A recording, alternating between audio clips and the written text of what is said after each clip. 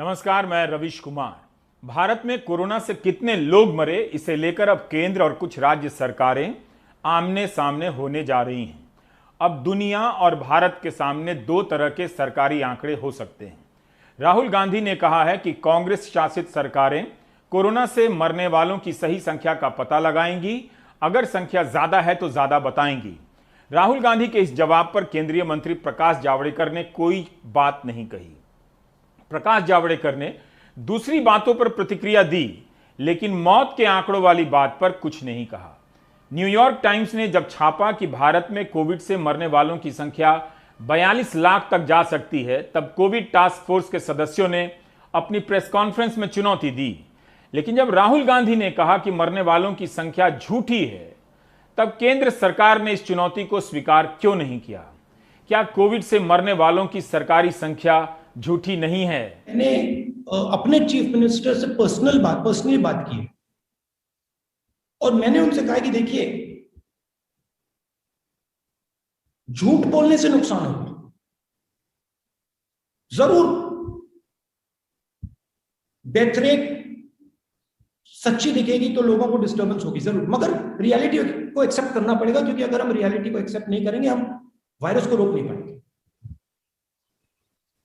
तो मैंने Chhattisgarh chief minister से, बाकी चीफ मिनिस्टर से बात की और कहा, देखिए आप लोग सच्चाई रखिए, क्योंकि सच्चाई हमारा दोस्त है। सच्चाई से हमें फीडबैक मिल रहा है, सच्चाई हमारी मदद करेगी।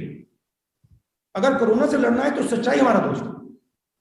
शॉर्ट टर्म में ठीक है, लोगों को लगेगा कि भाई डेथ रेट बहुत हाई है, मगर उसको एक्सेप्ट करना पड़ेगा, क्योंकि अगर आप उसको छुपाएंगे तो आपका रिएक्शन ठीक नहीं आएगा। और मैं गारंटी करके कह रहा हूं कि सरकार की डेथ रेट झूठ है 100%। भारत में कोरोना के आंकड़ों की और पिछले 24 घंटों की अगर बात करें, इस दौरान कोरोना के नए मरीजों की संख्या में थोड़ी सी बढ़ोतरी हुई है। 24 घंटे में कोरोना के 2,11,298 नए केस आए हैं। हालांकि मरीजों की मौत में कल के मुकाबले थोड़ी कमी आई है। 24 घंटे में 3,847 मरीजों की जान गई। वहीं 2,83,135 मरीजों को डिस्चार्ज भी किया गया। मैं आपसे कह रहा हूं कि देश की मोहब्बत में बोलता था और बोलता रहूंगा। ऑक्सीजन को पहुंचाने की जिम्मेदारी नरेंद्र मोदी और अमित शाह की थी। ये किसने कहा? सरकार ने जाकर दिल्ली हाईकोर्ट में कहा। आपने ऑक्सीजन प्लांट्स कितने लगाए? 150 में। 8 महीने में आपने 15 लगाए। इस पर भी आपको शर्मिंदा नहीं है आप शाहनवाज साहब? ऑक्सीजन नहीं मुहैया कर सके। दिल्ली हाईकोर्ट को कहना पड़ा कि हम कंटेम्प्ट इशू करेंगे, हाईकोर्ट दीजिए। और आप ये बताइए कि आपको इतना टाइम मिला सेकेंड वेव के लिए, आपने कितने वैक्सीन को क्यों नहीं पैसे दिए? आपने सीरम को ऑर्डर क्यों दिया जनवरी में? आपने सीरम और बायोटेक को पैसे अप्रैल 2021 में क्यों दिए? दूसरा, अमेरिका, बर्तानिया, यूरोपियन यूनियन, जापान जुलाई अगस्त 2020 में दे चुके थे। आपकी सरकार आज भी वैक्सीन पर 5% जीएसटी क्यों लगा रही है? बताइए मेरे को। क्या ये आपकी सरकार आज 45 साल की उम्र से ज्यादा लोग, health workers, front line warriors को 30 करोड़ इनकी आबादी है, आप 60 करोड़ देंगे जुलाई में? जवाब दीजिए, देश को बताइए। 40 और 18 साल से लेकर 35 साल की उम्र की दरमियान की आबादी 60 करोड़ की है, बताइए 120 करोड़ का है। दिसंबर में 215 करोड़ वैक्सीन का पाने का बात कर रहे। ये वही पॉल साहब है, मैडम, याद दिला रहा हूं। आज से 1 साल पहले उन्होंने कहा था पहली जब वेव में कि मई 2 तक कोरोना खत्म हो जाएगा। बाद में यही पॉल को माफी मांगना पड़ा। हम ये पूछ रहे हैं कि आपने कोई तैयारी नहीं की, आपने सिर्फ अपनी वाहवाह का बाजा बजाया।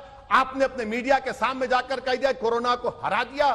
पार्लियामेंट में खड़े होकर नरेंद्र मोदी ने कहा था कोरोना को हमने हरा दिया। बताइए, कोरोना हराया? मोदी ने नहीं कहा था कि महाभारत हुई थी 15 दिन 18 दिन में खत्म हो जाएगा। 3.5 लाख लोग मर गए। इन लोगों की मौत की जिम्मेदारी सरकार पर आयद होती है, नरेंद्र मोदी की। असदुद्दीन ओवैसी, नरेंद्र मोदी, शाहनवाज हुसैन, भारत के सामने कुछ नहीं है। भारत को अगर बदनामी हो रही है तो भारत के लोग मर रहे हैं, ऑक्सीजन नहीं मिल रहा है। आपने क्या किया बताइए? जो आपने तैयारी की, ऑक्सीजन तक नहीं पहुंचा सके आप। शाहनवाज जी, जवाब दीजिए। उत्तर प्रदेश, बिहार के रूरल एरियाज में लोग मर रहे हैं, परेशानी से मर रहे हैं। जी जी। जब हमारे सहयोगी अनुराग द्वारी ने भोपाल से यह रिपोर्ट फाइल की। अनुराग ने भोपाल के कब्रिस्तान और शमशान के रिकॉर्ड छान मारे। देखा तो इन जगहों पर 3811 शवों का अंतिम संस्कार हुआ है, जबकि सरकार के अनुसार पूरे अप्रैल भर में भोपाल में केवल 104 लोगों की मौत हुई है। क्या इतना अंतर होने पर सरकार को या कोर्ट को यह संज्ञान नहीं लेना चाहिए? अपने आंकड़ों की जांच नहीं करानी चाहिए थी?